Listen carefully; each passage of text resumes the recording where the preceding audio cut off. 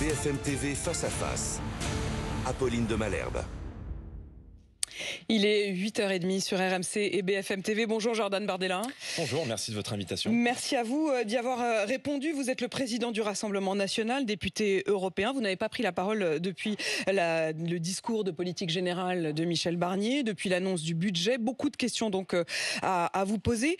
Mais on l'apprend hier, le gouvernement va faire une nouvelle loi immigration. Et finalement, je me dis, si vous aviez été au gouvernement, auriez-vous fait différemment ? Ce n'est pas la première fois qu'on nous annonce une loi immigration. Moi, je vois que le Rassemblement national a rassemblé 11 millions de voix et qu'aujourd'hui, plus rien ne peut se faire sans nous au sein du Parlement, dans la vie politique française. Et probablement que la présence de députés en nombre du Rassemblement national, de ce premier groupe à l'Assemblée, pousse sans doute les gens qui sont au pouvoir et qui n'ont pas gagné les élections à entendre le message des urnes. Maintenant, on va regarder concrètement ce qu'il y a dans cette loi immigration. Et je crains que, pour l'instant, les signaux qui nous sont donnés, parce que, si vous voulez, il y a les déclarations et puis il y a les faits, il y a les décisions derrière. Or, les discours, ils n'engagent que ceux qui les tiennent. Moi, je vois que dans le budget, le gouvernement de Michel Barnier s'apprête à augmenter de 100 millions d'euros l'aide médicale d'État, c'est-à-dire la gratuité des soins, l'enveloppe qui est consacrée à la gratuité des soins pour les étrangers en situation irrégulière, qui peuvent venir en France et même se faire recoller les oreilles aux frais de la princesse. Ce budget-là, il est en augmentation. Donc, encore une fois, il y a des discours, il y a des actes. Nous attendrons évidemment cette loi immigration avec impatience. C'est une demande du Rassemblement national parce que... Attendez, vous dites plein de trucs là. On va revenir sur la question effectivement du budget, point par point, parce que d'ailleurs, vous allez proposer votre propre contre-budget mercredi. Mais Jordan Bardella, sur cette loi immigration, on a déjà quelques points, puisque c'est sur BFM TV hier que la porte-parole du gouvernement a annoncé cette nouvelle loi pour janvier prochain. Elle dit notamment qu'il y aura dedans la question de l'allongement de la durée de détention en centre de rétention administrative de 90 jours à 210 jours. Ça vous plaidez pour ? Non seulement je plaide pour, mais je l'avais proposé lors des élections européennes et lors de la campagne des élections législatives. Par conséquent, si cette mesure du Rassemblement national est mise aux voix, évidemment que les députés du RN la voteront, bien sûr. Ça, vous la voterez ? Bien sûr. Vous pourriez même voter toute cette loi. S'il y a dedans l'AME qui devient l'AMU, c'est-à-dire une aide médicale d'urgence, ça aussi, vous la voterez. Mais c'est contredit par l'augmentation même du budget de l'aide médicale d'État. Donc, moi, je me méfie, si vous voulez, des annonces qui consistent à vouloir endormir un peu l'opposition et à vouloir endormir les électeurs du Rassemblement national. C'est vous qui essaient d'endormir. Donc, je sais pas j'imagine que c'est pas vis-à-vis du PS qui lance cette idée-là. Madame Bréjon, que j'ai écoutée hier sur votre antenne, elle est macroniste.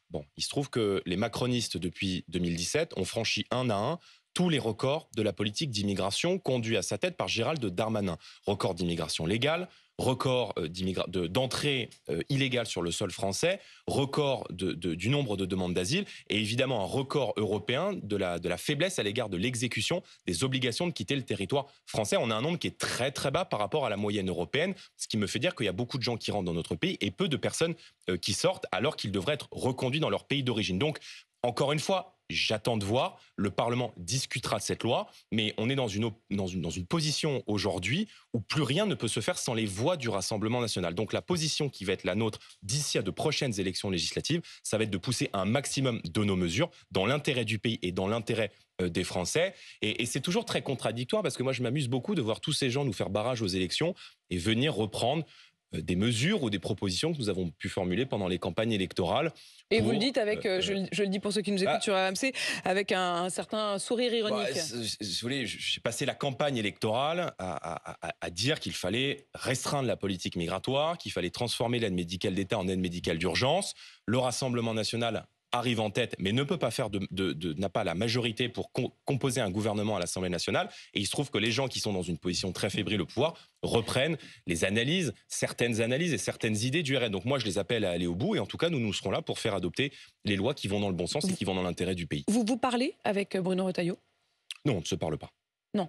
Je n'ai pas eu de contact. Maintenant, si M. Retailleau ou si d'ailleurs d'autres personnes au sein du gouvernement souhaitent s'entretenir avec nous pour entendre ce qu'on a à proposer, moi j'ai toujours joué le jeu. Vous savez que lorsque le président de la République a consulté les chefs de parti il y a quelques mois après les émeutes, moi j'avais accepté cette rencontre et je lui avais proposé d'organiser un référendum sur l'immigration. Est-ce que vous avez passé en quelque sorte une sorte de deal? On a presque l'impression dans la manière hier dont la porte-parole du gouvernement a annoncé cette loi, en effet clairement à votre endroit, qui a presque eu un deal, c'est-à-dire budget contre loi immigration. Non, il n'y a absolument aucun deal. Mais encore une fois, on a le premier groupe à l'Assemblée nationale.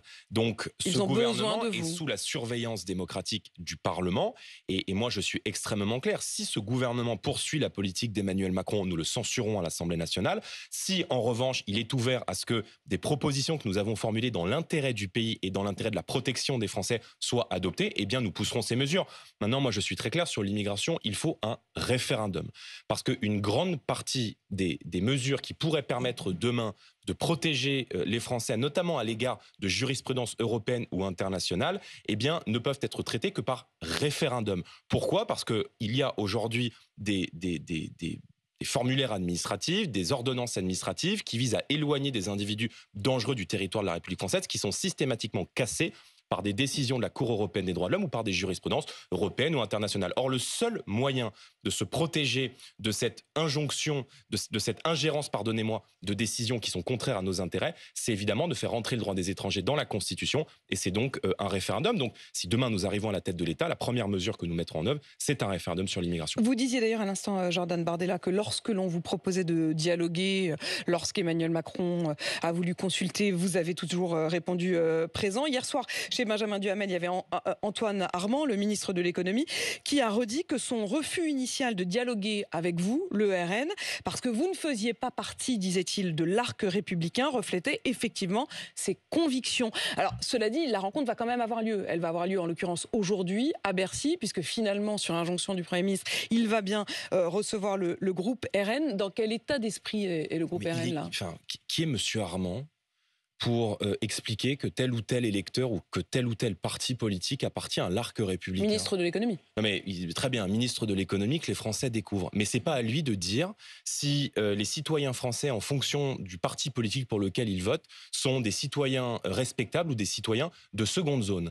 Parce que lorsque les Français paient les impôts à M. Armand, au ministre de l'économie, il ne regarde pas si ces Français concernés ont voté pour le Rassemblement national ou ils ont voté pour Emmanuel Macron. Donc nous avons fixé une ligne rouge. Lorsque le président de la République a nommé un Premier ministre, c'est le respect à l'égard des millions d'électeurs qui ont voté pour le Rassemblement national et qui méritent parfaitement d'être entendus, d'être écoutés et d'être respectés. Donc, moi, je me réjouis que le Premier ministre ait rappelé, en quelque sorte, la ligne de conduite et rappelé à l'ordre son ministre de l'économie. À chaque fois que nous serons convoqués, invités à dialoguer pour faire connaître nos mesures, nous le ferons et nous utiliserons ces réunions, ces échanges pour pousser un certain nombre de nos mesures. Enfin, la situation budgétaire, j'imagine qu'on va en discuter ce matin, mais la situation budgétaire du pays est extrêmement préoccupante, et je dis qu'il y a eu de la part de la Macronie, à minima de l'amateurisme, et au pire de la dissimulation et des mensonges dans la gestion des comptes publics. Vous vous souvenez qu'il y a quelques mois sur votre antenne, j'avais réclamé un audit des comptes de l'État lorsque je me suis présenté comme Premier ministre potentiel lors des élections législatives. Au début d'année, on nous a annoncé, les macronistes nous ont annoncé un déficit de 128 milliards d'euros. Quelques mois plus tard, 6 mois plus tard, on nous parle d'un déficit constaté réel de 180 milliards. C'est-à-dire qu'il y a donc un trou de 50 milliards entre les prévisions qui ont été faites par la Macronie et la réalité du déficit budgétaire que nous n'avons jamais connu dans cette proportion et dans cette dimension hors crise depuis la Seconde Guerre mondiale. Est-ce que vous dites ce matin, Jordan Bardella, que vous soupçonnez Bruno Le Maire, le gouvernement de Gabriel Attal, voire Emmanuel Macron, d'avoir sciemment menti aux Français ? Je crois qu'ils ont dissimulé la réalité de la dérive budgétaire qui a été la leur. Lorsque Monsieur Le Maire s'exprime auprès de vos confrères, vous m'excuserez, je n'ai plus le journal auquel il a donné cet entretien, et qu'il dit « la vérité éclatera plus tard ». En fait, il l'a dit par échange de SMS, c'est les seules réponses qu'il a données, je précise bien les choses. Effectivement, lorsqu'il est interrogé depuis 24 heures par les différents journalistes, il ne répond que laconiquement par SMS en disant la vérité finira par être connue. Eh bien, ces gens devront rendre des comptes parce que ils ont mis le pays dans une situation budgétaire qui est cataclysmique, qui fait aujourd'hui de nous l'un des pays les plus endettés en valeur de la zone euro. On frôle quasiment les niveaux de pays d'Europe du Sud, comme l'Espagne, le Portugal ou la Grèce, et ce qui nous place aujourd'hui dans des situations de dépendance budgétaire et de fragilité budgétaire qui sont sans précédent. Donc, ils ont gérer dramatiquement l'argent public. Et aujourd'hui, eh bien, les responsables politiques vont devoir, ce qui est en tout cas de la situation, faire des choix. Et dans le budget qui a été présenté, eh bien, je crois que le compte n'y est pas. Alors, on va voir sur le budget, mais juste encore un mot. Vous demandiez un audit initialement. Vous soutenez donc la démarche, notamment de la Commission des finances de l'Assemblée nationale, qui demande à ce qu'il y ait une commission d'enquête parlementaire pour savoir effectivement où sont passés ou comment s'est construit creuser ce déficit. Mais toute la lumière doit être faite sur ces déficits. Vous vous souvenez que quand j'ai demandé cet audit, c'est parce que je sentais que nous sentions, en regardant de près l'analyse des politiques publiques depuis plusieurs mois, qu'il y avait quelque chose qui n'allait pas. À l'époque, tout le monde m'a dit, les journalistes en tête, vous voulez gagner du temps, toutes les données sont sur la table, et j'entends, y compris Monsieur Dos sur votre antenne, dire que c'est du jamais vu. Ce qui se passe aujourd'hui avec les finances de l'État, c'est du jamais vu, et il y a beaucoup de nos compatriotes qui se demandent où passe l'argent. On a l'un des pays dont le taux de prélèvement obligatoire est l'un des plus élevés des économies développées de l'OCDE. On est à 46% de prélèvement obligatoire. Mais alors, si et de l'autre, les services publics se dégradent jour après jour, l'hôpital est de moins en moins fonctionnel, la sécurité est de moins en moins assurée, la justice est toujours plus lente, et les Français se demandent mais où passe notre argent ? Mais si vous étiez vous-même à Matignon, comment trouveriez-vous des sous? Vous jugez le budget présenté par Michel Barnier trop sévère. Vous allez d'ailleurs vous-même présenter un contre-budget. Vous allez les trouver où, vous, les sous? D'abord, je ne dis pas que c'est un budget qui est sévère. Je dis que c'est un budget qui fait les poches des Français qui travaillent. Parce que quand on nous parle dans le contexte actuel d'augmenter le coût du travail, qui est déjà très élevé dans notre pays, quand on nous parle d'une augmentation des tarifs de l'électricité, on va doubler les taxes sur l'énergie, qui sont aujourd'hui à 20 € le mégawattheure, elles vont passer à 50 € le mégawattheure. J'ai entendu Madame Pannier-Runacher évoquer une augmentation des prix du gaz, dans un pays où, en 2023, d'après toutes les études qui ont été faites sur la précarité énergétique de nos compatriotes, 69% des Français ont eu des difficultés à allumer le chauffage l'an dernier. Enfin, je veux dire, c'est aberrant de faire des choses comme ça. Enfin, faut être tout à fait honnête. Vous prenez des chiffres de 2023 les prix de gros, où les prix étaient monstrueux. Ils vont tout de même baisser, moins qu'on aurait pu l'espérer, parce que moins que les prix du marché pourraient le promettre, puisque ça va être compensé par ces taxes. Mais ils vont quand même baisser, faut pas. Les taxes vont augmenter. Et donc, on peut expliquer aux Français que, à cause des prix de gros, l'électricité aurait dû être plus chère et donc qu'on va atténuer en réalité la réalité de la baisse. Mais la réalité budgétaire, c'est que les taxes sur l'électricité vont augmenter. Et à côté de ça, moi, je vois dans ce budget, je vais venir ensuite sur mes propositions, des aberrations. Lesquelles ? Comment on peut expliquer aux Français dans le contexte actuel qu'on va augmenter le budget de l'Élysée, qu'on va augmenter le budget du Parlement et qu'on va augmenter, qu'on va dérembourser des soins avec l'augmentation du ticket modérateur, c'est-à-dire qu'on va dérembourser des soins par la sécurité sociale qui vont donc être pris en charge par les mutuelles, qui vont donc, on le sait, augmenter le prix des contrats santé et augmenter leurs tarifs, quand dans le même temps, on augmente le budget de l'aide médicale d'État, c'est-à-dire quand on augmente l'enveloppe, je l'ai dit tout à l'heure, qui est consacrée à la gratuité des soins pour les étrangers en situation irrégulière. Mais comment on peut prendre ce type de décision quand on fait de la politique et quand on prétend avoir conscience des difficultés que vivent aujourd'hui nos compatriotes et des difficultés qu'ont des millions de Français à boucler les fins de mois. Le ministre de l'économie, sur ce point notamment de l'augmentation du budget de l'Assemblée et de l'Élysée, a répondu hier à Benjamin Duhamel, c'était sur BFM TV. Je ne pense pas que cette augmentation soit compréhensible pour nos concitoyens. Le budget du ministère que j'ai la chance d'occuper baisse. Je pense que dans le moment, et les parlementaires vont pouvoir en débattre, et à titre personnel, je pense qu'il est important, même si c'est symbolique, puisque c'est des millions d'euros et que depuis tout à l'heure, on parle en milliards ou en dizaines de milliards, symboliquement, il me semble qu'ici, chacun doit faire un effort. Donc il faudra revenir sur les parlementaires jugeront. Mais vous y êtes favorable. Ce seront les parlementaires qui voteront. Ouais. Mais je crois que dans le contexte, l'exemplarité doit s'appliquer à tous. Donc il regrette visiblement. Non mais de qui on se moque là? C'est-à-dire qu'on a un gouvernement qui vient nous dire on va augmenter le budget du Parlement et le budget de l'Élysée. Et ensuite, quand on est sur les plateaux de télé, on vient dire cette hausse, elle est scandaleuse, on ne va pas la faire. Mais enfin, est-ce que vous vous rendez compte du niveau de déconnexion? Est-ce que vous vous rendez compte du fossé qui est en train de se créer aujourd'hui entre les gens qui nous écoutent ce matin, à qui on vient dire on va dérembourser, on va augmenter les taxes sur l'électricité. De l'autre, ils entendent et ils lisent par l'intermédiaire de vos confrères qu'on va augmenter le budget de l'Élysée, augmenter le budget du Parlement. Et on a le ministre de l'économie qui nous dit que c'est pas sa faute. C'est extrêmement inquiétant pour l'état des finances publiques. Monsieur est macroniste et on comprend pourquoi est-ce qu'ils nous ont laissé un trou de 1000 milliards de dettes supplémentaires en 5 ans. Jordan Bardella, sur le budget, il arrive effectivement à l'Assemblée. Il va donc être modifié. Bon, à la fin, vous pourrez dire, nous, on ne l'aurait pas voté. C'est un peu un jeu de dupes, puisque tout le monde a bien compris qu'il n'y aurait pas de vote. Il y aura un 49-3, selon toute vraisemblance. Ça, c'est la décision du Premier ministre. Moi, en tout cas, je ne voterai pas. On ne votera pas et nos députés ne voteront pas le budget. Si vous en avez l'occasion. On ne votera pas le budget. Ce qui distingue dans une vie parlementaire et dans une vie démocratique la majorité de l'opposition, c'est le vote du budget. Il n'y a rien de plus politique qu'un budget. Donc, je le dis, je le redis ce matin, vote ou pas vote, nous ne voterons pas et nous ne soutiendrons pas ce budget. Moi, je pense qu'il y a 2 leviers pour affronter le mur de la dette. Lesquels ? Le premier levier, c'est évidemment la réduction de la dépense publique, mais de la mauvaise dépense publique et de ce que j'appelle les gaspillages. Alors, le sujet de la fraude a été évoqué. Il y a beaucoup de fausses cartes vitales qui sont en circulation. Nous militons pour la mise en place d'une carte vitale biométrique pour limiter la fraude sociale.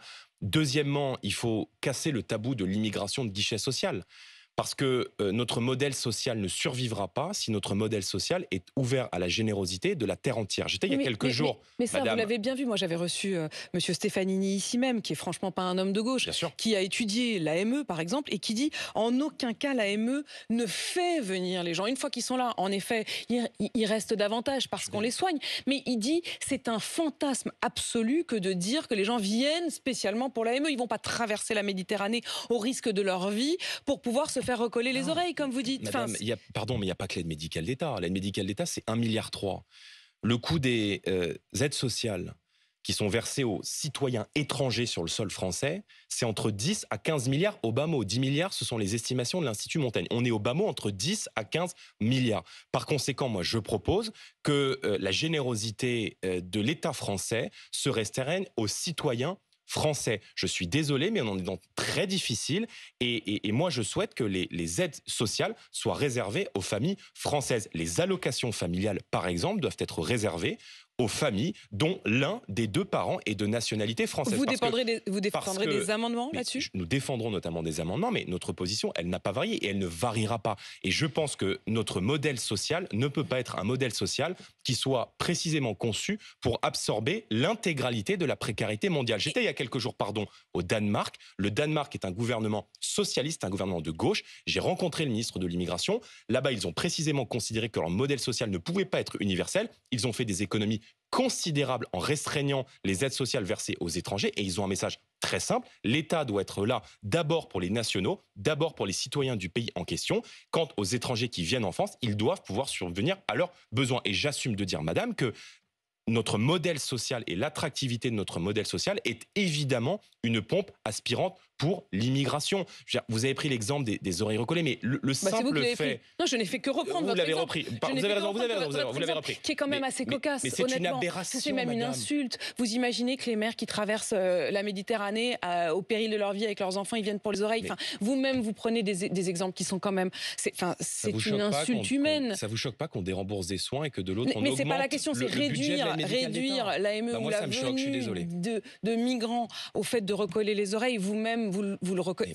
Soyez honnête. Madame, il n'y a pas que recoller les oreilles. Justement, c'est le seul exemple que vous avez pris. De soins gratuites qui est offert aux étrangers en situation même pas régulière, irrégulière, alors même qu'on a des milliers et des millions de nos compatriotes. Il y a un retraité sur 3 qui l'an dernier a renoncé à se soigner parce que le reste à charge est trop important. Donc gouverner, c'est des choix budgétaires. Les retraités, moi je voudrais qu'on parle de votre niche parlementaire. Vous m'avez parlé. Allez-y. Non, mais vous m'avez demandé quelles mesures je préconisais pour faire face à la dette. Donc d'abord, je pense qu'il faut lutter contre la mauvaise dépense publique. Ça, j'ai bien compris. Et l'autre levier qui m'apparaît essentiel, dont personne ne parle, c'est la croissance.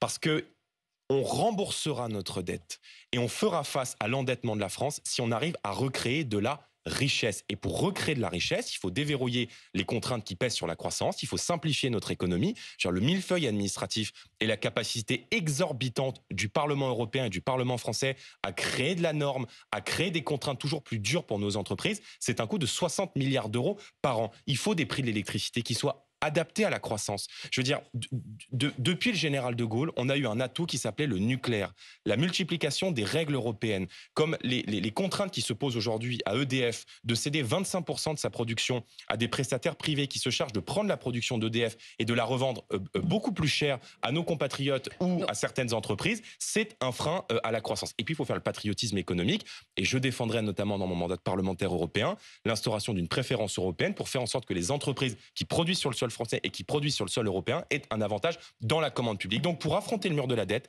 il y a évidemment un sujet de réduction de la mauvaise dépense publique et de la lutte contre les gaspillages, et évidemment un autre sujet qui est un sujet de croissance. Il faut soutenir la croissance, il faut défendre nos entreprises, parce que qui paye ses dettes s'enrichit. Vous êtes président du Rassemblement national, vous êtes aussi député européen. Votre assistant parlementaire, est-ce qu'il bosse à 100% pour vous ? Oui, pourquoi ? Parce que la question s'est longuement posée. D'abord, quand vous Sur mon étiez... assistant parlementaire ? Non, sur oui, les assistants parlementaires. Donc j'imagine que vous avez dû changer un peu l'organisation, parce qu'effectivement, à en croire donc le parquet, Marine Le Pen et 20 autres prévenus, vous n'êtes pas dans les prévenus, je le précise, est accusé d'avoir détourné des fonds européens au profit du parti entre la fin des années 2000 et les années 2010. Marine Le Pen sera à la barre aujourd'hui pour se défendre. Ce qui est évident, et là pour le coup vous-même vous ne le contredisez pas, c'est qu'il y a eu 6,8 millions d'euros qui au minimum ont servi aussi au parti. Vous dites d'ailleurs que c'est une question politique plus que juridique. C'est ça, ce sont les chiffres qui sont donnés par le Parlement européen. Et il faut bien comprendre dans cette affaire, pour que les auditeurs qui nous écoutent comprennent la situation, que d'abord, ces reproches qui sont faits par le Parlement européen, ils sont faits à tous les blocs politiques français. Ils sont faits à la gauche, France Insoumise, ils sont faits à l'ex-majorité présidentielle par l'intermédiaire du MoDem, et ils sont aussi faits au Rassemblement national. En fait, ce qu'on constate, c'est qu'il y a une différence d'appréciation sur le rôle, la mission des assistants parlementaires entre les partis politiques français et le Parlement européen. La petite différence, c'est les montants. La petite différence, c'est les montants. Bon, on ne C'est-à-dire que vous, c'est considérable. C'est 6,8 millions d'euros. Mentionner 6 millions d'euros. Marine Le Pen va évidemment développer ses arguments et nous allons prouver notre bonne foi devant la justice. Il n'y a pas d'enrichissement personnel. Non. C'est du détournement. Il n'y a pas d'emplois fictifs. On parle de gens qui ont travaillé pour des emplois qui sont des emplois politiques. Maintenant, le Parlement européen estime que nos assistants parlementaires n'ont pas à faire de la politique. Nous considérons que les assistants parlementaires... Jordan Bardella, j'entends parfaitement ce que vous dites. Et d'ailleurs, j'avais reçu François Bayrou au moment du procès, où c'était les mêmes choses, les mêmes faits qui lui étaient reprochés. La question là, c'est que vous saviez les règles du jeu. Vous connaissez les règles du jeu. Vous savez que l'Union européenne... Moi, je veux bien. Politiquement, vous dites, oui, mais alors, attendez, ils bossent pour des élus. Donc, en gros, qui bossent pour le boulot qu'on fait au parti ou le boulot qu'on fait au sein du Parlement, c'est à peu près la même chose vu du côté français. Madame, juridiquement, ça ne tient pas. Madame, pardon. Mais je ne vais pas d'abord faire le procès en 4 minutes sur BFM TV et défendre les arguments qui seront exposés pendant 3 mois devant la justice. Mais d'abord, on parle d'une procédure qui a 10 ans. Et pardon de vous dire, mais c'est un peu plus compliqué que cela. Lorsque vous cherchez à joindre le cabinet de Marine Le Pen, que vous tombez sur l'assistante de Marine Le Pen, est-ce que vous voulez parler à Marine Le Pen, la présidente du parti, la présidente du Front National à l'époque, ou Marine Le Pen, la députée européenne ? Et vous, Jordan Bardella, avez-vous, puisque vous avez été assistant parlementaire, avez-vous modifié a posteriori les comptes rendus de ce que vous faisiez comme travail ? Non, je n'ai modifié. Jamais. Non, mais je n'ai jamais modifié. C'est dans la Libération qui croit savoir que notamment le travail que vous auriez fourni à l'époque n'étant pas considéré comme suffisant pour justifier de votre salaire au Parlement européen, vous auriez rajouté en quelque sorte des liasses dans des revues de presse, par exemple, pour justifier de votre salaire. Vos confrères de Libération, je n'ai rien rajouté. Vous n'avez jamais modifié a posteriori ? Non, jamais modifié a priori. Et a posteriori. Je vais vous dire, a posteriori, et je vais vous dire, je ne suis pas concerné par l'affaire des assistants parlementaires. Donc moi, je veux bien qu'on essaie de m'enrôler, si vous voulez, quasiment de force devant le tribunal médiatique, mais je ne suis pas concerné par l'affaire des assistants parlementaire. Voilà, c'est dit. La justice a posé des questions naturellement à mon député, à mon employeur à l'époque, qui a répondu sur l'exercice de ma mission, et la justice n'a rien trouvé à redire sur la réalité de mon contrat. Quant à Libération, si vous voulez, les inspecteurs gadgets du procès des assistants parlementaires, ils ont comparé, je ne sais pas si vous avez vu l'article dont vous mentionnez, ils ont comparé ce qu'ils considèrent être mon écriture avec ce qui est soi-disant mon écriture. Sauf qu'ils se sont appuyés pour comparer mon écriture sur des dédicaces qui ont été faites lors de l'envoi de cartes d'adhérents à des sympathisants, à des militants du Rassemblement national. Sauf que ces documents sont faits avec une machine. Donc ça n'est même pas mon écriture sur les documents auxquels ils ont soi-disant comparé ma véritable écriture. Donc ça ne tient pas la route. Et je tiens à vous dire que Libération est poursuivi en diffamation. Encore une fois, tous ceux qui affirment que je n'ai pas travaillé ou que mon emploi était un emploi fictif seront poursuivis en diffamation parce que je ne me laisse pas calomnier. J'ai été très fier d'ailleurs d'assurer cette mission pendant que j'étais étudiant. Ça a été ma première mission professionnelle à mi-temps pendant 3 mois et demi pour 1 200 € par mois et j'en suis très fier. Jordan Bardella, président du Rassemblement national et député européen. Donc, merci d'avoir répondu à mes questions. Merci à vous. 8h54 sur